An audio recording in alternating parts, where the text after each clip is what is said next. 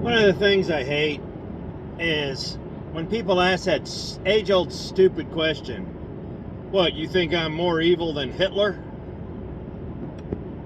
You might be.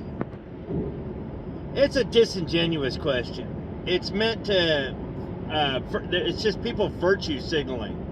At least I'm not this bad. How do you know? Well, take a look at Hitler. He was a very German man. Now, he was insane. I don't think he was crazy. But if you really dive deep down in a mind like that, he just got more and more depraved and more desperate because he was trying to solve a problem or a perceived problem. And he also wanted to take over the world. So there's that.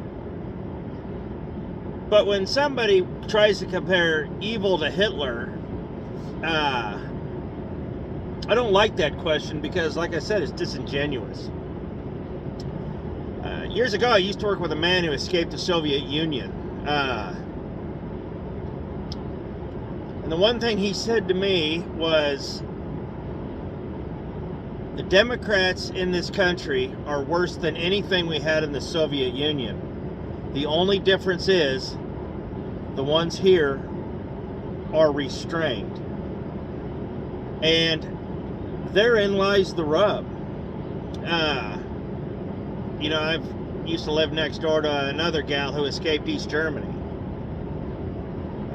Known a lot of these people. I've been blessed enough to have had a lot of interactions with people who have been in these situations.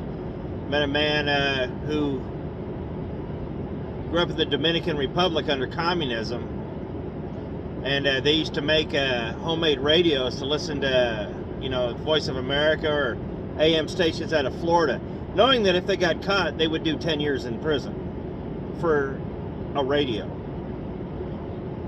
So you take all these things in and you ask, is this person more evil than Hitler? Well, Hitler wasn't restrained. These people were. So restraint is a good thing. So you really have to ask yourself, where is your mind? Because if your mind is in a place it's not supposed to be, you very well could be more evil than Hitler.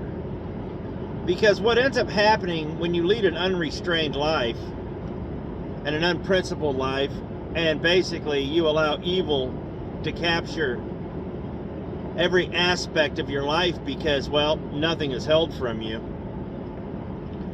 you tend to go down a rabbit hole and you get worse and worse and worse. I mean, if you look at dictators, for instance, Saddam Hussein was an evil man, completely unrestrained, but his kids were 10 times worse. And you look at Kim Jong-un, Kim Jong-il, and, well, there was another Kim Jong-jong, I don't know. Every generation, grandpa, son, and grandson's running the country now. It's just been more evil and more evil and more evil because these people are unrestrained. They're running their own fiefdom.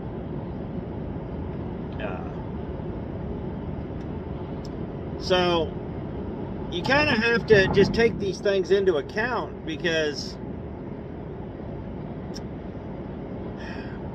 evil is evil, and if it's left to its own devices completely unrestrained, it tends to go down a long, dark hallway. You ever read the book of Ecclesiastes? King Solomon, the wisest man to ever live, nothing was held from him. He could do whatever he wanted, have whatever he wanted, and at the end of his life, he said, nothing satisfies. There is nothing that satisfies at all. Nothing of this world. So you sit there and think of stuff like this. And so, yeah.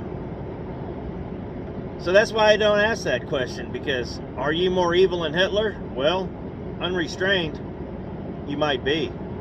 So, a little food for thought.